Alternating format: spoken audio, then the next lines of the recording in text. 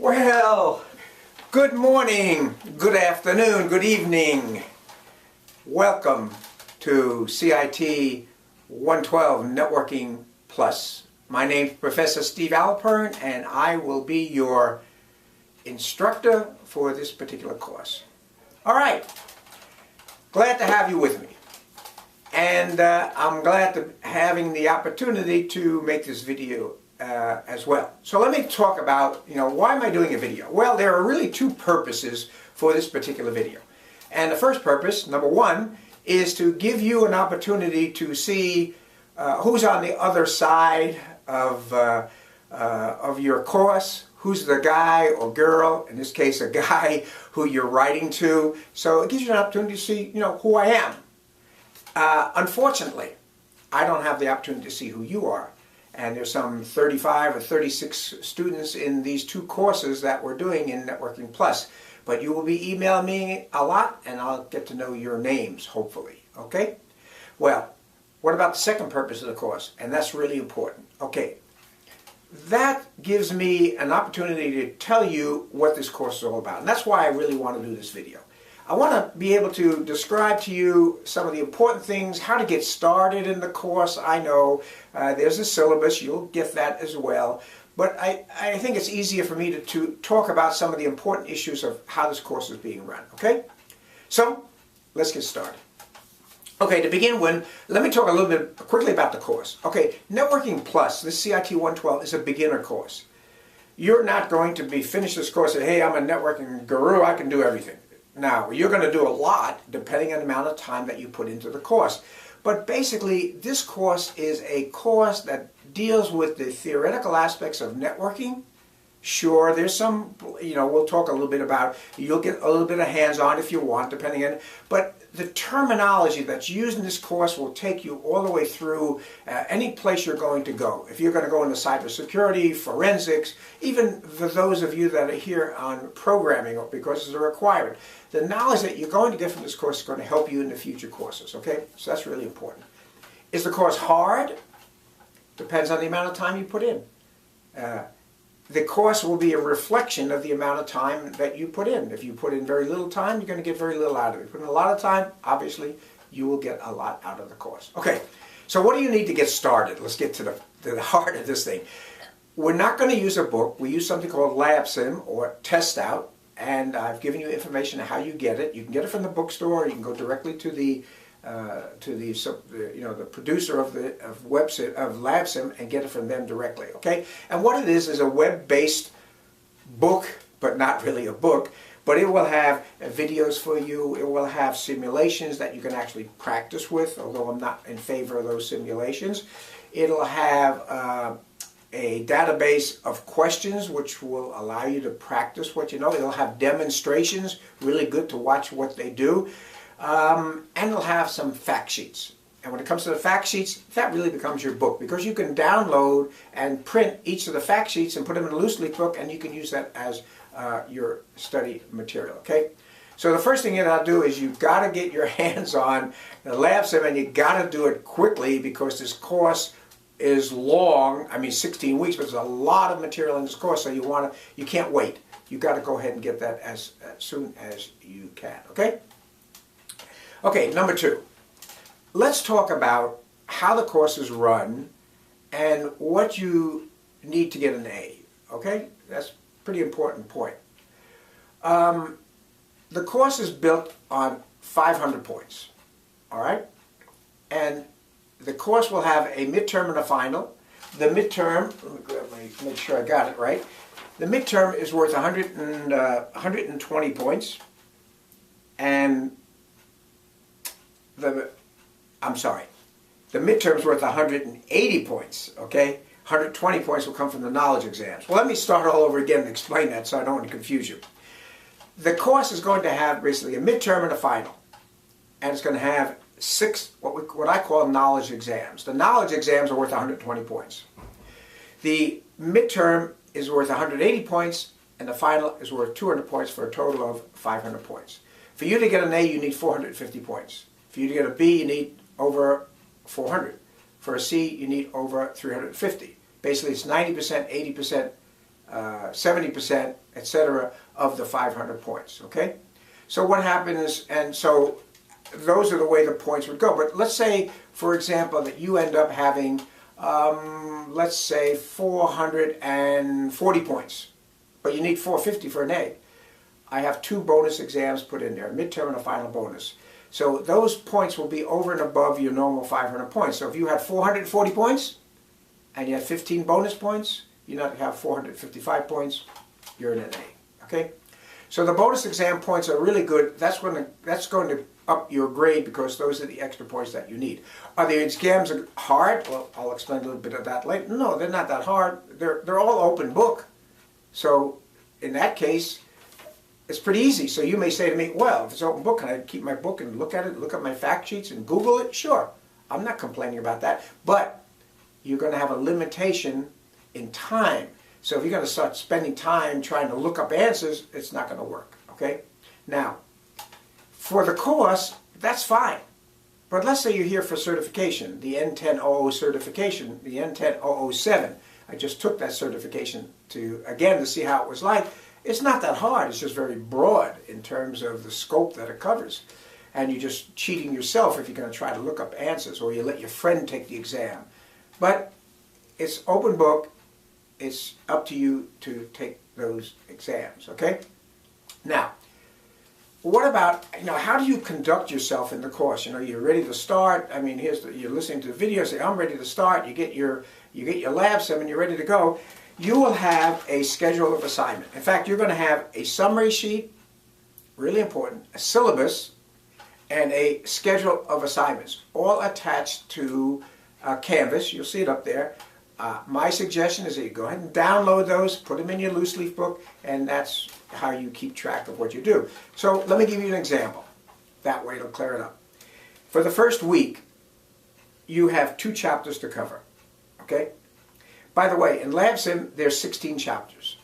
And you say, oh, that's pretty easy, 16. No, but some chapters have like 9 or 10 or 12 sections under those chapters. You'll see there's a lot of material. You can't do this in 15 minutes, so get that in mind. You have to move along as you go along. But getting back to in the first week, you have 2 chapters to cover. In the second week, you have 2 more chapters to cover. So basically, you're covering network basics, cables and connectors, network devices, and Ethernet. At the end of 2 weeks, you have your first knowledgeability exam. That exam is set for 9 September. So think about where you are now and where you're going to be in 2 weeks. You have to start working very quickly, okay? Now, suppose you cannot make that exam. If you miss any exam dates, then you're going to get a 0 for that exam. Now, all of the exam dates are listed, not only in Canvas, not only in your syllabus, but in that summary sheet that I gave you, okay? And initially, I normally will send you an email, hey, by the way, don't forget, you got an exam coming up. And I set the exams, I try to help you out by sending them like on a Sunday. So after you finish the 4 chapters, in this case 4 chapters, sometimes maybe 2 chapters, depending on how long the chapters are, you have to take the exam. So, how would you conduct yourself? Well, you look at your schedule and run your schedule. Do you have to keep up to the schedule? No. The schedule is suggested as how I would do it. You could do it any way you want, but you cannot miss the exam dates. That's the critical point for you. You have to hit those dates, okay? So you can't say, I think I'll wait for the end of the course I'll wait for the end of 8 weeks and do the midterm and at the end of 8 weeks. Well, what about all the bonus exams? What about all the knowledgeability exams that are within those 8 weeks? You got cutoff dates on every one of them. So keep in mind, the cutoff dates on exams are pretty critical for you to do. Now, how are the exams made up? Okay, when you go to Canvas, and I'm going to give you a separate orientation on Canvas and also a separate orientation video, that is, on Test Out. And you'll see those links up there on the top of Canvas. I would listen to those videos as well. Now, you're just going to hear my voice in that, and I'm going to take you through it. You won't be able to see me. Sorry about that. Maybe you don't want to see me. I don't know. So you need to look at that because I'm going to explain a lot more about how you should work at it. But the key point I want to make here, 2 points I want to make. One is you can run your study at the rate you want to do it. However, the limitation that you do have is the exam. So at the end of 2 weeks, maybe you have an exam. At the end of 4 weeks, maybe another exam. So you're going to have to do those chapters to do the exams. Now, how are the exams built? Those questions are probably maybe 20 questions, 25 questions, maybe 20 minutes, okay? Not very hard. Everything is multiple choice, so not too bad. You should be able to do them pretty quickly. Normally, anybody studying will take one of those exams in less than 10 minutes.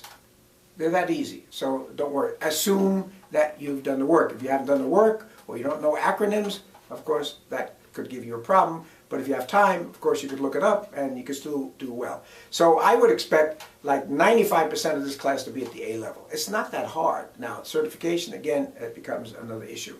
Now, the exams are made up of the questions in the database. What database? Well, you should have now looked at Canvas and see that I've got a lot of questions. A couple thousand probably. No, you don't have to do a couple thousand questions. And in fact, in LabSim, there's another 500 questions. But you should practice on the questions. That's going to give you, and the questions also provide answers that help you understand why some answers are incorrect versus why some answers are correct. Okay? That's really important for you to do. So I would say basically, if you did, let's say the first week you did network basics, cabling connectors, devices, and Ethernet, and you practiced on the exams that I put up there. I put up some of the exams also. Again, I'll go over that in a separate video. And you practiced on the exams that are given in LabSim, then you should do pretty good. Okay? It doesn't mean that every question in LabSim is going to be put on the exam. No. I mean, the topics are there, and the questions can come from anywhere, any question that I have listed up within a Canvas. But again, there's a lot of questions. You're not going to be able to do them all. So it's basically for you to understand, what the theoretical aspects are there. Okay. Now, as far as exams for grading, the only exams that are graded for what you're going to get in this course are going to be the midterm and the final, the 6 knowledgeability exams, and the 2 bonus exams. The bonus exams, by the way, are voluntary. You don't have to do those. The other ones you do have to do, because if you don't do them, you will end up with a 0. Okay. Well, what about the exams that are in, the practice exams in test out? They're practice. They're there for you to do as you want. What about the simulations or all those kind of labs they have there? They're practice for you to do what you want. There is no homework. How about that? Pretty good. So, how is your grade based? When the course is over, I look at the total number of points, and that is going to be your grade. Now, one other thing, which I forgot to mention, that suppose you end up with a B, and you really want an A, and you've done all of your, you've done the bonus exams, but you don't have enough points to get up to the A level, then you could certify, which will give you an extra bump, and you have to certify within the time frame stipulated within the syllabus. Now, okay, I know that's going to be close because I have to put in your grades, but if you were going to take the certification maybe a week later and you told me, say, Mr. Alpern, can I get a week? I'm planning on taking it and I really need it, then we can make some agreement. Your grade would go in, but I can modify your grade based on that certification. Of course, I do like the idea that if you could certify, it's pretty good. So that point is really up to you. Okay? All right. Now, that should kind of explain what we have here. Now, again, some students work on a weekly basis. It depends on how much time you have, and I can't really tell you exactly how to do it. The only requirements that you have on limitations is these exams. I cannot move those dates. So make sure you go down and get the summary and the syllabus, which you need, and of course your schedule of assignments. All that, those documents you do need, and so get those as soon as possible. Okay, now, how are we going to communicate throughout the course? You're sitting in your house, or you're sitting somewhere else, and I'm sitting here. I'm in my office now in Charleston. Well, we're going to use email. Now, if you looked at the email, you're probably going to have 1 or 2, maybe 3, 4 emails from me already, and you have to respond to me on some of those emails. One of those emails says, hey, by the way, tell me you're in the course. Tell me you understand it. Tell me, get back to me. Tell me a little bit about why are you taking this course anyhow. Get back to me on that email so I can, credit you. Well, I know you're in the course. I have no way to know you're in the course unless you get back to me. Okay? No way. So you need to get back to me. Now, if you got to communicate with me during the course, you use this email that's in Canvas. Now, I will be emailing you throughout the course. So it's up to you to make sure that you check Canvas once in a while. I mean, you got to look at Canvas. Some students, they don't look at Canvas for 3 or 4 weeks. Then all of a sudden they say, gee, I missed all that. I said, what can I do? I told you, maybe at least once a week, maybe twice a week, look at Canvas. You may be using it for other things. So make sure you look at that. You'll be getting the emails. Now, suppose you say, hey, Steve, this course is too hard. Now, it's hard for me to believe this course is too hard. It's not that hard. It's just that it's broad. Then it's up to you to withdraw if you're going to withdraw. Okay, now there are limitations on when you withdraw and how you withdraw. It's up to you to do the withdrawal. I can't withdraw you. Okay, so make sure you keep that in mind. Really, can I meet with you? Fine. I set some office hours, but the best way to really do this is to email me and meet me in Charleston. Okay, I'm here I'm here normally on Wednesdays, on Tuesdays and Thursdays. I'm floating around here. I could be here on a Monday, and the weekends I don't like to be here, so it should be during the week sometime. If you really need to meet with me, then sure, I could meet with you. If there's something you want to discuss, that's up to you. But again, communicate with me through email is going to be the best way. Now, I mentioned the word certification. Okay, for me, I set the course for certification. I have everything you need, the practice exams that you need for certification. You got to look at the objectives. I'll talk about that in another video. Again, the other orientation. But if you want to certify, you can do it. Here's the problem, and I'll tell you that now. The breadth of this course is very broad. In other words, let's say it's 10 miles wide. But when they do the certification, you're only going to get maybe 200 yards of that 10 miles. So you have studied monster amount of questions, and all of a sudden they just give you that little bit. Basically, it's 80 questions, 90 minutes, all multiple choice, with a couple of drags and drops. Pretty easy. I can tell you right now, I'm not making another video on certification, if you practice on exams, you will certify. But I mean practice a lot. I mean, you will have to do easily 1,000 questions. And you will have to know all the acronyms, and you should download what's called the certification objectives. I'll give you a link for that also, and make sure you know all of the objectives that are listed there. There are 5 different domains, so you have to know that. The course is set for that. LabSim is mainly set for that, but not 100%.